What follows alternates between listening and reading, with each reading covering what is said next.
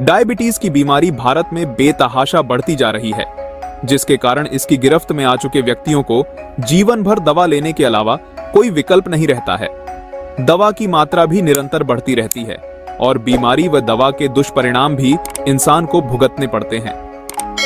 धीरे धीरे यह गंभीर समस्याओं का कारण बन जाती है। आपके मन में प्रश्न आ रहा होगा, क्या डायबिटीज जैसी गंभीर बीमारी से निपटने का कोई असरदार तरीका है?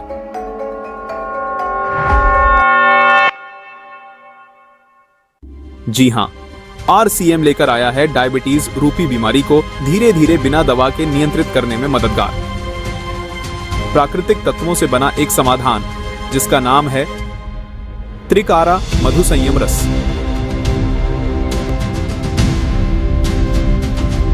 यह कोई साधारण जूस या पेय पदार्थ नहीं है। आरसीएम की रिसर्च टीम ने भारतीय प्राचीन ग्रंथों व वर्तमान की स्थितियों के आधार पर वर्षों तक अध्ययन व कई प्रयोग करने के बाद इस रस को तैयार किया है। इसे बनाने से पहले आरसीएम ने इस पर गहन क्लिनिकल परीक्षण किए हैं। इन परीक्षणों का उद्देश्य केवल इसका प्रभाव सिद्ध करना नहीं था, बल्कि यह सुनिश्चित करना भी था कि यह प्रोडक्ट पूरी तरह से सुरक्षित और लंबे समय तक उपयोग के लिए प्रभावी हो।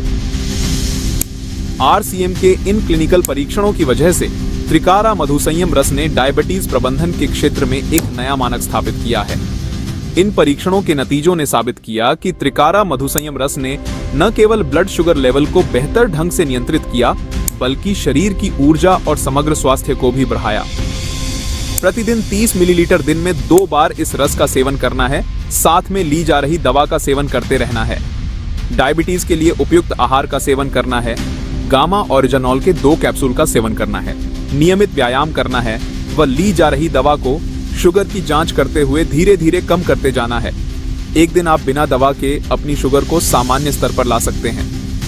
यह त्रिकारा मधुसंयम रस पूर्णतया प्राकृतिक तत्वों से तैयार किया गया है, जो इसे न केवल डायबिटीज को नियंत्रित करने में, बल्कि इम्यूनिटी बूस्टर, एंटीऑक्सीडेंट और पित्त शोधक गुणों के कारण सामान्य स्वास्थ्य को बनाए रखने में भी बेहद उपयोगी बनाता है।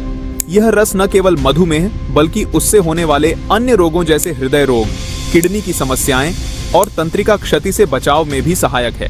इसके नियमित सेवन से शरीर के भीतर ऑक्सीडेटिव तनाव को कम किया जा सकता है, जिससे दीर्घकालिक स्वास्थ्य समस्याओं का खतरा घटता है। यह उन लोगों के लिए भी लाभकारी है जो मधुमेह से पीड़ित नहीं हैं, क्योंकि यह रक्त में ग्लूकोज स्तर को संतुलित रखने के साथ साथ स्वास्थ्य रक्षा में मदद करता है। अगर आप डायबिटीज से जुड़ी हर रोज की तकलीफों से छुटकारा चाहते हैं, तो आज ही लीजिए आरसीएम का त्रिकारा मधुसंयम रस। आरसीएम का यह अद्भुत समाधान आपको न केवल राहत देगा, बल्कि एक नई जीवन शैली अपनाने की प्रेरणा भी देगा। क्या होता है कि जब हमारे ब्लड में ग्लूकोज का लेवल बढ़ने लगता है, तो हम उसे डायबिटीज की परिभाषा देते हैं कि वही डायबिटीज है। अब इस ग्लूकोज को हमारी सेल्स तक पहुंचाने का काम एक स्पेशल टाइप का हार्मोन करता है, जिसे हम इंसुलिन कहते हैं। जनरली आज की इंफॉर्मेशन हो सकता है थोड़ी सी टेक्निकल हो, बट मधुसंयम रस को समझने के लिए ये सारी इंफॉर्मेशन हमें ध्यान होना बहुत ज्यादा जरूरी है। इंसुलिन ही ग्लूकोज को पिक करके ब्लड से उठा करके सेल्स तक पहुंचाता है। इस इंसुलिन का निर्माण कहां होता है? इंसुलिन का निर्माण हमारे पैनक्रियास, जो कि एक वाइटल ऑर्गन है शरीर का, पैनक्रियास की पैनक्रियाटिक ग्लैंड में जो बीटा सेल्स अवेलेबल होती है, वहीं इंसुलिन का निर्माण होता है, अवेलेबल है। हमें सब कुछ पता है, बट हमें यह पता नहीं है कि जामुन का कौन सा एक्टिव कंपोनेंट काम करेगा। हमें यह पता नहीं है कि करेले का कौन सा एक्टिव कंपोनेंट काम करेगा। हमें यह पता नहीं है कि मैथिसीड का कौन सा एक्टिव कंपोनेंट काम करेगा और कैसे काम करेगा। हमें तो लोगों ने बोल दिया है कि जामुन खा लो भाई, डायबिटीज में बड़ा बेनिफिशियल है। हमें बोल दिया एलोवेरा पी लो, हमें बोल दिया आंवला पी लो, बट उसके पीछे साइंटिफिक रीजंस क्या हैं? क्या साइंटिफिक इवोल्यूशंस हैं जिसकी वजह से ये सारी हर्ब्स जो मधुसंयम रस में यूज हुई है वो बेनिफिशियल है इंसुलिन रेजिस्टेंट को रोकने के लिए, पैनक्रियास की हेल्थ को स्टिमुलेट करने के लिए। उसके पीछे बड़े साइंटिफिक रीजंस हैं। सबसे पहले तो मैं बताना चाहूंगा कि मधुसंयम रस को बनाने के लिए हमने ये इंग्रेडिएंट्स ही क्यों यूज किए हैं। इसके पीछे की टर्म को समझिएगा आप, glycaemic index and glycaemic load.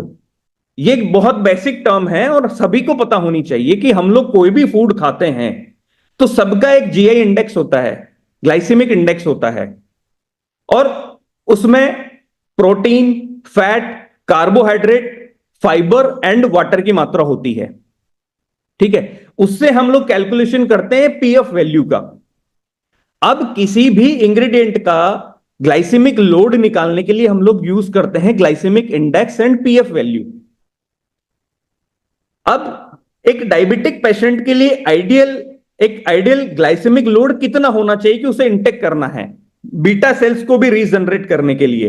वैसे तो इंफॉर्मेशन बोलती है, साइंस बोलती है कि बिलो 100 होना चाहिए, और हम तो बोलते हैं कि बिलो 25 होना चाहिए, जिससे कि बीटा सेल्स भी रीजनरेट हो, बीटा सेल्स की हेल्थ में इंप्रूवमेंट हो, पैनक्रियाज हेल्थ में इंप्रूवमेंट हो। तो वो ग्लाइसेमिक लोड भी 25 से बिलो होना चाहिए। ये बहुत इंपॉर्टेंट टर्म है, क्योंकि हमारी डाइट में जितना ग्लाइसेमिक लोड बढ़ेगा उतनी ही हमारी बीटा सेल्स की ग्लाइसेमिक लोड हैंडलिंग कैपेसिटी कम होती जाएगी, बीटा सेल्स डेड होती जाएगी। जितना कार्बोहाइड्रेट हम लोग मेजर क्वांटिटी में खाएंगे उतना ग्लाइसेमिक लोड हमारे शरीर में जाएगा और बीटा सेल्स की ग्लाइसेमिक लोड हैंडलिंग कैपेसिटी कम होती जाएगी। तो हमें ऐसा क्यों करना है?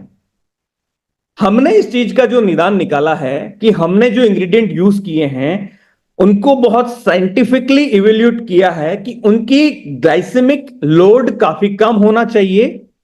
उसके बाद में जो हमने आपको जो सारी प्रॉब्लम्स बताई है, और जो एक डायबिटिक पेशेंट खुद समझते हैं कि उनके शरीर में प्रॉब्लम क्या है, सेल्स ने रेजिस्टेंट बैरियर बना दिया है, इंसुलिन इनएक्टिव हो गया है, इंसुलिन एक्टिविटी बहुत वीक हो गई है ग्लूकोज को पिक करने की, तो glycaemic load must be less than 25। तो हमारे जितने भी इंग्रेडिएंट्स हैं उनका ग्लाइसेमिक लोड लेस देन 25 है।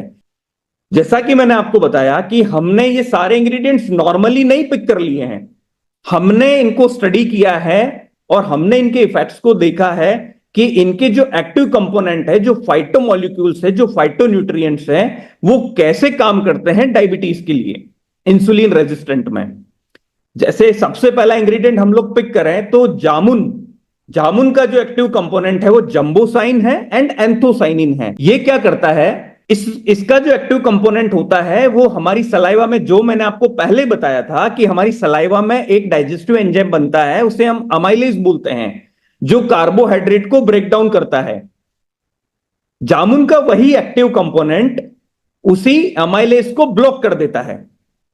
उसको ब्लॉक करने से क्या होता है कि कार्बोहाइड्रेट का ब्रेकडाउन बहुत स्लो हो जाता है और बहुत स्लो रेट पे वो ग्लूकोज में कन्वर्ट होता है। जब आपके शरीर में ग्लूकोज कम मात्रा में जाएगा तो इंसुलिन को भी उतना ही काम करना पड़ेगा। तो आपके ब्लड में जो शुगर का लेवल आपको अभी दिख रहा है वो धीरे धीरे धीरे धीरे कम दिखेगा ओवर द पीरियड। हो सकता है 15 दिन में कम दिखे, हो सकता है 30 दिन में कम दिखे। ये मैं फास्टिंग शुगर की भी बात कर रहा हूं, ये मैं पीपी शुगर की भी बात कर रहा हूं, एज वेल एज HbA1c, जो ग्लाइकेटेड हीमोग्लोबिन A1c होता है, उसकी वैल्यू भी आपकी, अगर आप डायबिटिक हैं तो आप प्री डायबिटिक रेंज में आएंगे, और अगर आप प्री डायबिटिक रेंज में हैं तो आप नॉर्मल रेंज में आएंगे, क्योंकि आपने क्या किया कि कार्बोहाइड्रेट के ब्रेकडाउन को स्लो डाउन कर दिया है। और जो सेल्स की जो बैरियर बनी है, सेल्स ने जो बैरियर बनाया है, सेल्स ने अपना बैरियर हटा दिया है, धीरे धीरे कम किया है। तो इंसुलिन ने ग्लूकोज पिक करके सेल्स में ट्रांसफर कर दिया, वही ग्लूकोज सेल्स यूटिलाइज करेगी एज एन एनर्जी। देखिए, कार्बोहाइड्रेट एज ए फ्यूल काम करता है हमारे शरीर के अंदर। अगर हमारे शरीर में कार्बोहाइड्रेट नहीं है तो हमें एनर्जी नहीं मिलेगी।